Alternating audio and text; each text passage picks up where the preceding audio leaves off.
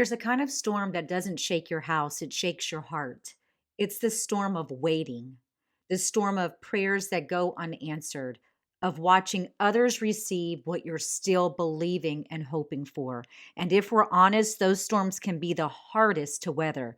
You pray, you hope, you do all the right things, and still heaven's doors feel like brass and it responds with silence. And while you wait, the world around you gets louder. Comparison begins to whisper. Taunts rise. And doubt, it creeps in. That's when you have to make a choice to turn down the noise of the world and anchor yourself in the peace of Christ, to step away from what others are saying and lean into your solitude in isolation with the one who knows you best. Because sometimes peace isn't found in the crowd, it's formed in the quiet. It's in that still place where God begins to refine you, to reshape you, and to teach you that contentment is not about what you have within grasp, it's about who you have.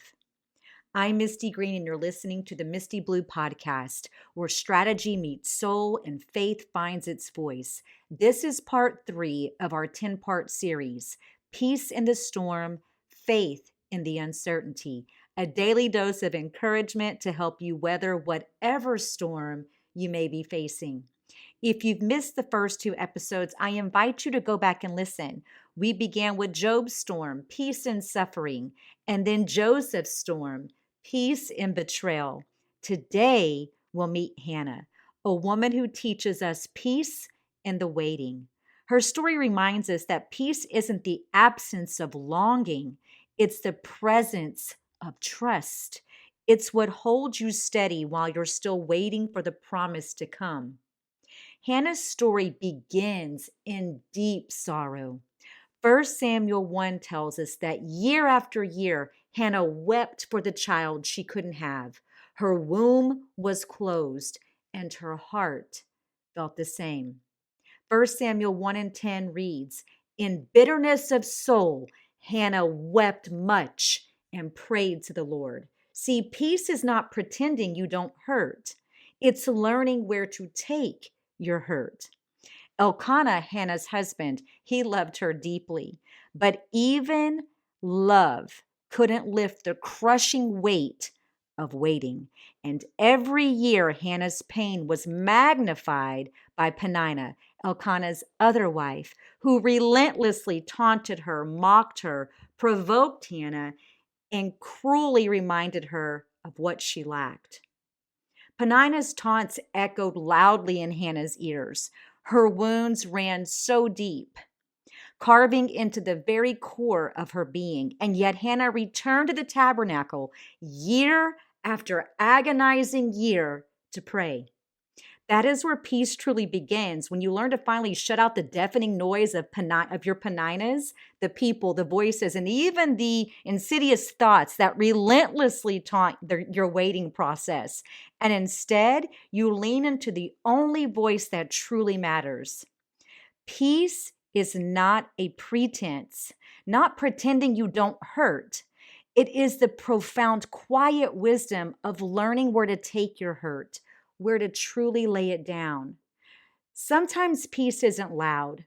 It isn't singing. It's sitting in the sanctuary with swollen eyes that are stinging and a trembling heart, whispering the same prayer again and again, believing that God is going to hear you this time for the last time. Hannah's peace didn't come from getting what she wanted.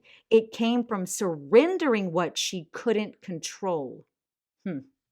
She poured out her soul before God so honestly that Eli, the priest, thought that Hannah was drunk. But she said in 1 Samuel 1 and 15, "I have been pouring out my soul before the Lord." And Eli replied, "Go in peace, and may the God of Israel grant you what you have asked of him." And scripture says something beautiful happened. Then Hannah went her way, ate something, and her face was no longer downcast.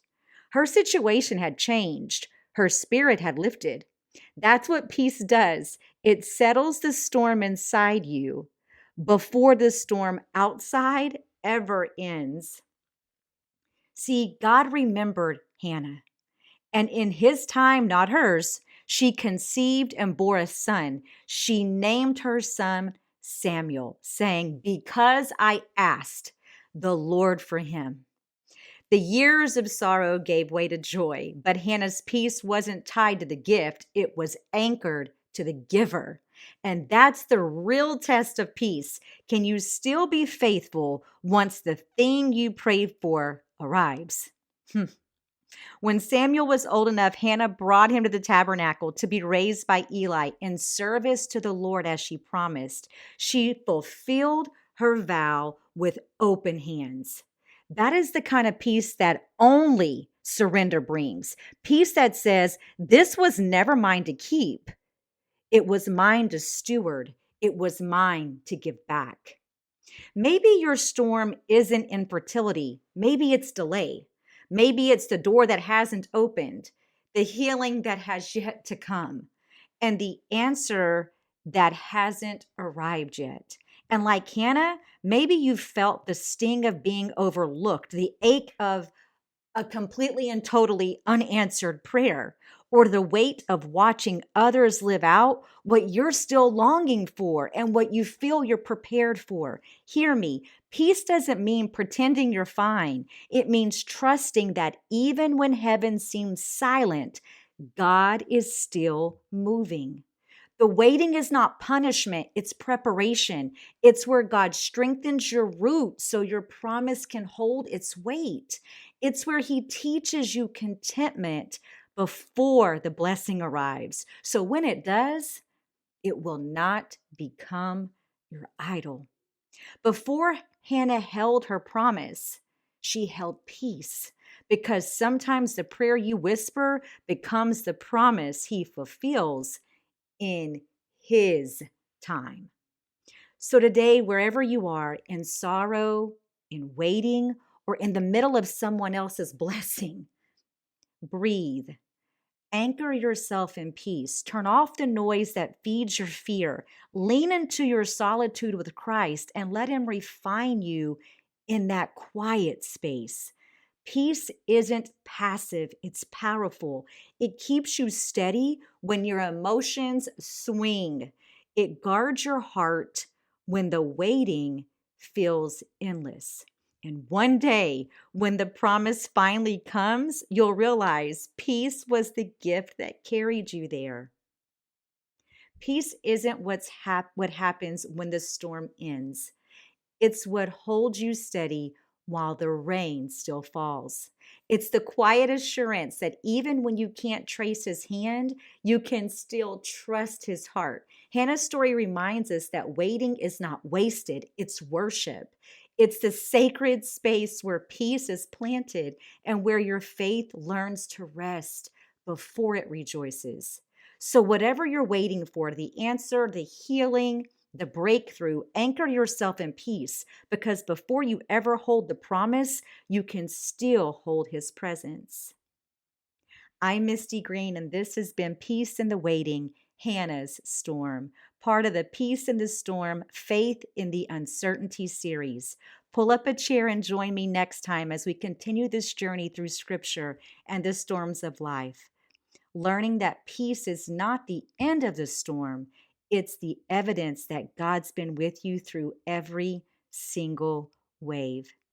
Listen and subscribe on Apple Podcasts, Spotify, or YouTube. Just search iLEAD Misti Blue.